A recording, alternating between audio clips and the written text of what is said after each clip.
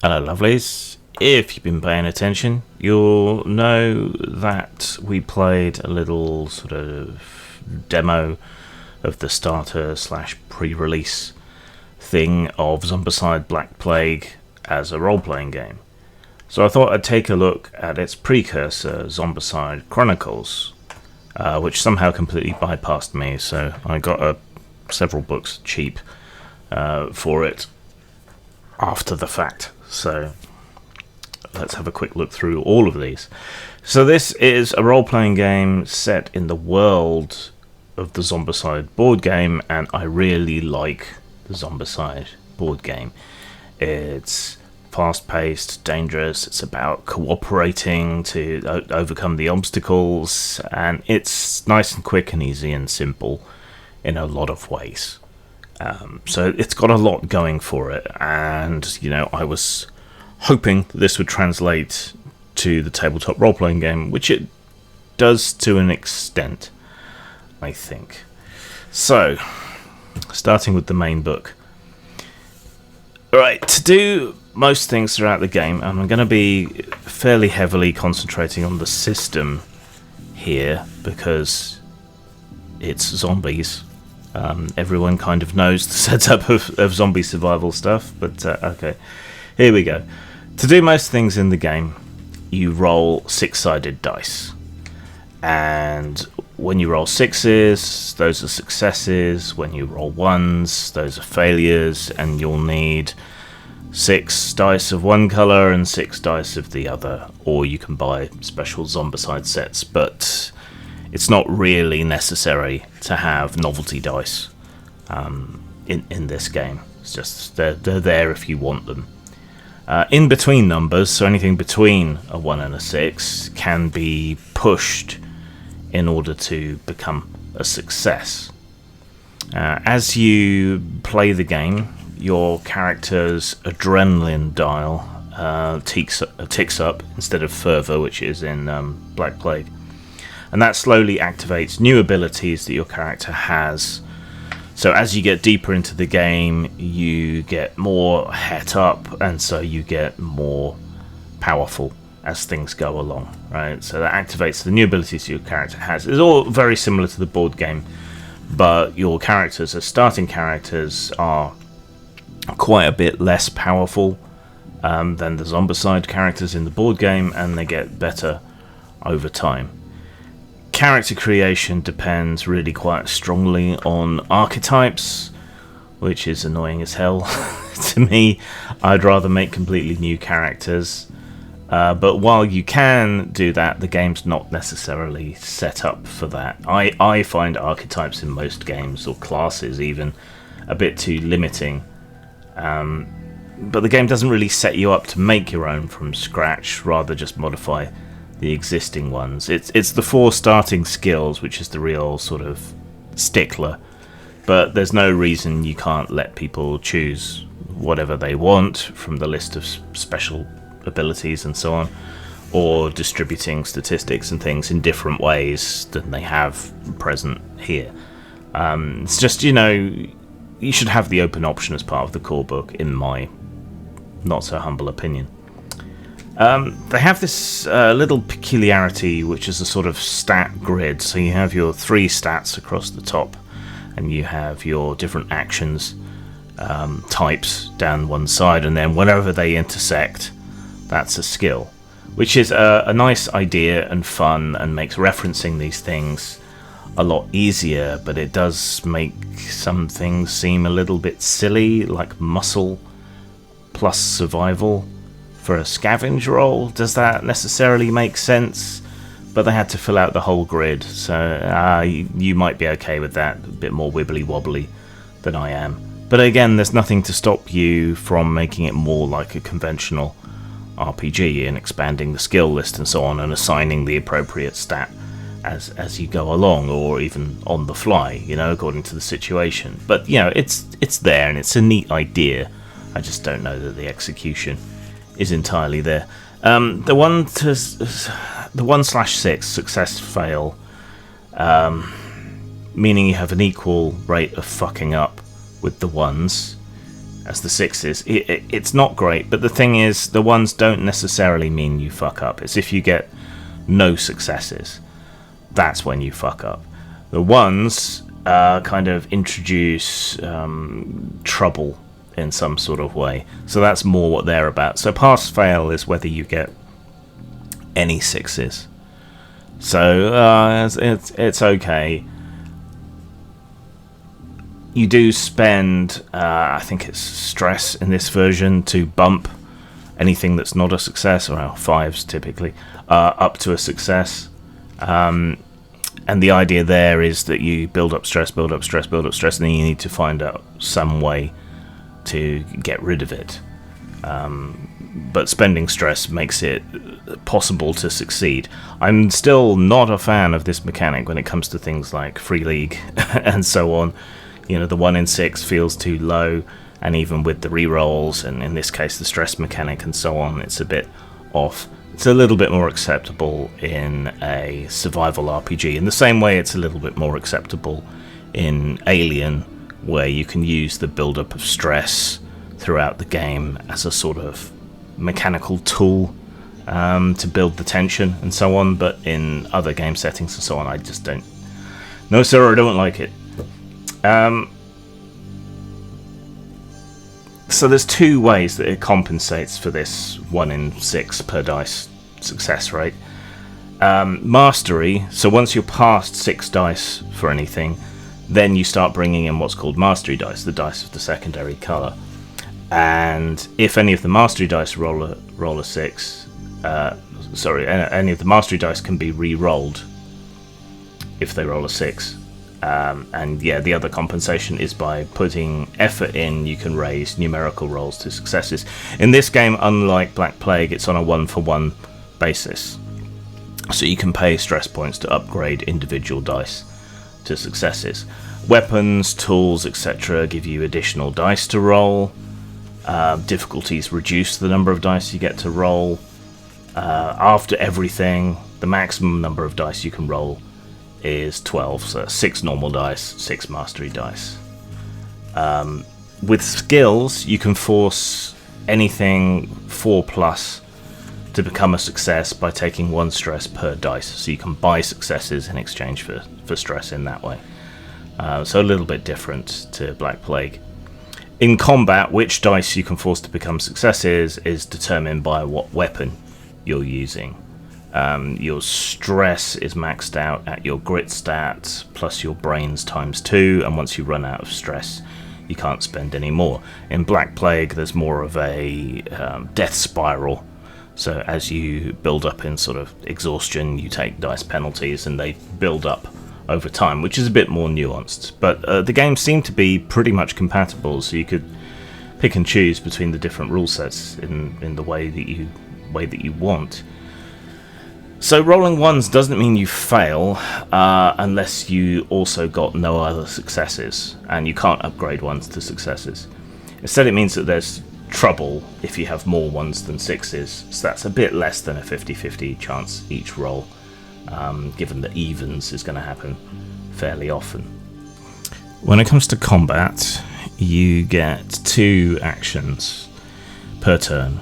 A main action and a support action. You have to sacrifice an action if you want to be able to defend yourself, and attacks always count as main actions.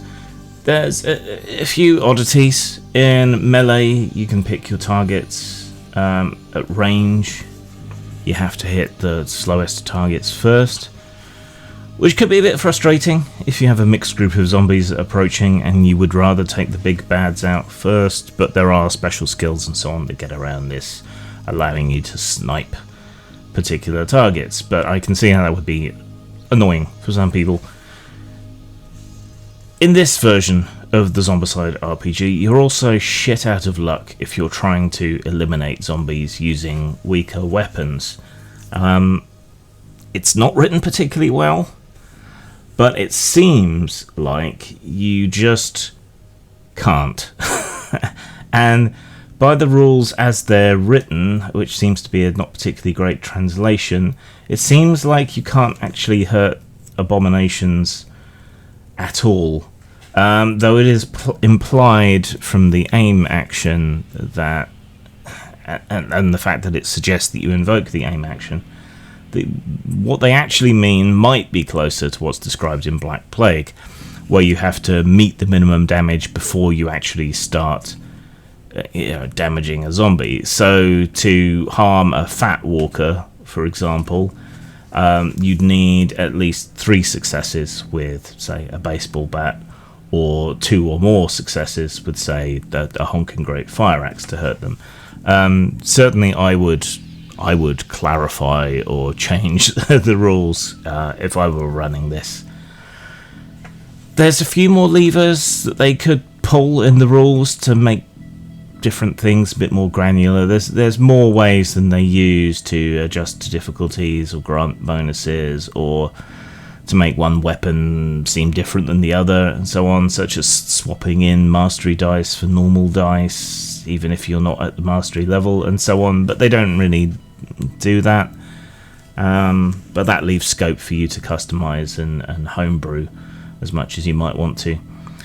There probably aren't enough skills for deep character customization, but you could probably steal or modify plenty of special skills from the various incarnations of the board game and the many characters that are present across all the board games, if you wanted to. And obviously the supplementary material has some more ideas. I've talked about the system a lot because it's the most relevant, really, to this review, and combat is the core of the game here. The rest is fairly generic, though it's presented in a sort of conversational style that certainly appeals to me more than many games. It's also a game that can, in theory, kind of run itself through seeking and maintaining shelter, getting food, water, clearing out zombies, seeking safety, or other issues that might come up. The shelter rules themselves are fairly simple, but effective, contrasting with the Fallout settlement rules that I talked about in another recent review.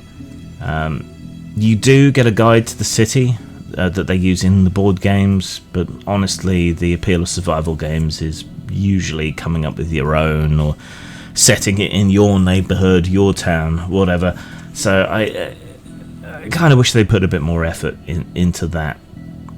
You know, I don't care for starting adventures, but here at least it does give you some more useful NPCs and so on, and as is important for a zombie game, in the book you do get a good variety of different zombies, zombie animals, zombie types, and these get expanded on in interesting ways, given the paucity of actual rules levers that you can pull to differentiate one monster mechanically from another. The stats aren't hugely deep here. So, what do I think then?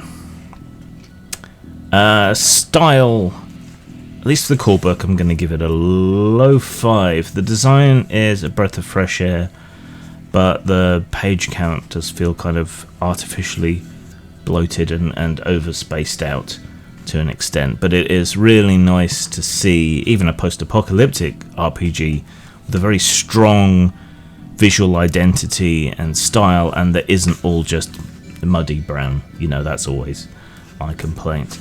In terms of substance, I'd give it a 3. Yeah, it's not a great translation. Some of the rules are unclear, and it doesn't put enough effort into some things, and it puts too much effort into others. But that's in part a taste thing. It's where do you need said rules, and so on. So, all in all, that is 8 out of 10, 4 out of 5. This is a speed run, so on to the next book.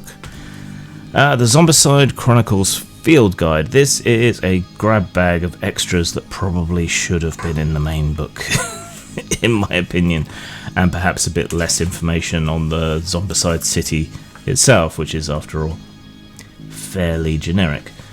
You get a few new archetypes for different types of survivor or specific survivors. You get rules for companions and pets. Some of the art, while fine, right, and even good, it's still a little bit of a letdown because it doesn't match the style that defines Zombicide, and which you find pretty much everywhere else in the board games and in the other books. It's a bit like when Heavy Gear stopped using Udon to do their art, and it was kind of like, whoa, what? You did away with your look. I think that's also part of the reason Gear Krieg didn't do as well, while other Weird War 2 games did do well. I seem to have a real talent for picking Weird War 2 games that end up not succeeding, like Dust and Gear Krieg. But there's new weapons, new vehicles, the vehicle rules, other ideas for things like building barricades. You've got search tables, which helps things run themselves. Whole bunch of new zombies, which you always need. Yeah, mission generators. All sorts of things that make the whole thing a lot more viable as a single-player game if you wanted to do it that way. The whole thing is a grab bag of useful stuff, which, as I say, kind of completes the main game. So if you are thinking of picking up Zombicide Chronicles, the Zombipedia is, I would say, a must-buy alongside it. So style 4, because it's still good, but it's less good than the original book, and we have to consider it side by side. In terms of substance, though, I would say this is better than the main book, so I would give it a substance score of 4. Everything in here is useful, and it provides a whole bunch of interesting additions to the rules and so on. So yeah, this you complete me, Zombicide Field Guide. On to the next and last. So Road to Haven is a campaign book for Zombicide. I haven't read it as closely as the other books because I may well end up playing a game of Zombicide. So I only really bought this to see a full-on example of how they envision a Zombicide campaign being played, and for the new archetypes and the additional zombies that you might run into. So it's a pretty linear adventure with a few little side turns, but you do get a bunch of new archetypes. You have a very basic sort of adventure tree. So there are side quests, but the main quest is basically just a straight line, one encounter to the next, Not necessarily a huge amount of opportunity for roleplay, but I guess it's not really that kind of game. This is more, well, if you consider something like The Walking Dead as a franchise, to kind of take the Romero line that what is really interesting is the social commentary and the how nasty people are to each other in such a world, then this is much more the Return of the Living Dead sort of line, I suppose you could say, where it's more about schlock and horror, and yeah, that's what this is about. We do get a few new zombie types. Some of them are one-offs, some are ones that you could do something new and different with. You could take them on and find a way to use them in other contexts. There's some one-off weapons and vehicles and things in here too, which you might be able to kind of regenericize or give you some ideas on how you could introduce custom vehicles and things in your own game. If you're running a Zombicide City campaign in the same way that they normally do, or as they present in the main book, then I think there's other things that are useful here, like additional detail on the areas, maps, introducing some sort of NPCs that don't necessarily have to end up dead by the end of the game, things like that. So it just adds a bit of flavour and colour, puts a bit of flesh on the bones of the Zombicide city, and then obviously eats the flesh back off those bones. So if you're running a city campaign, the additional detail would certainly seem to be useful, and a lot of the example locations can be reused or modified elsewhere. Alright, so you've got plenty of opportunity for that. In terms of style, this is a return to form from the core book. The visual style is, again, back to its more consistent nature. We have more of the bright colours and so on again, so that all works out fine for us. So a high 4 for style, I think. Again, it's the spacing out and the wasted space to an extent aggravates me more in this book, but it is an adventure that you're only really probably going to use once, but the usability is up because of the other things. But still, in terms of style, more of a return to form, so I'm going to give it a high 4. Not quite enough to go back to a 5. Some of the illustrations are just a little bit lacking. Maybe too much was put on one person's plate. I don't know. In terms of substance, because it's sort of diminishing returns, really, it's an adventure. You're only going to use it once. You've heard me say that God knows how many times. Adventures need something more to be useful, but you also don't want to bury essential things in adventure books so people have to pick them up, right? And I really bought this for the archetypes. So substance 3, so that gives us a 7 out of 10, 3.5 out of 5. It's a case of diminishing returns. How much new, interesting, different stuff can really be done with zombies at this point?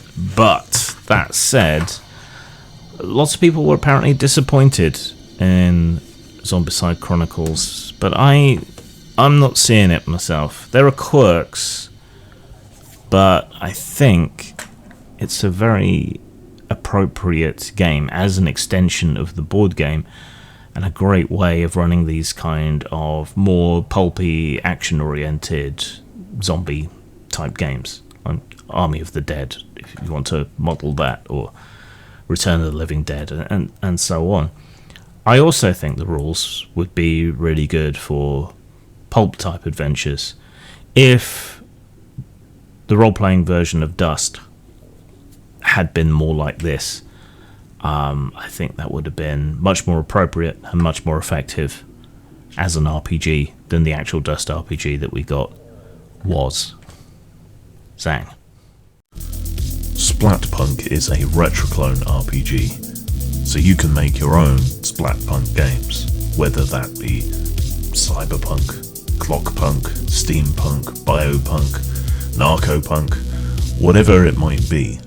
You'll find this system adaptable to all your needs. Available at post-mort.com, lulu.com, and drive-through RPG.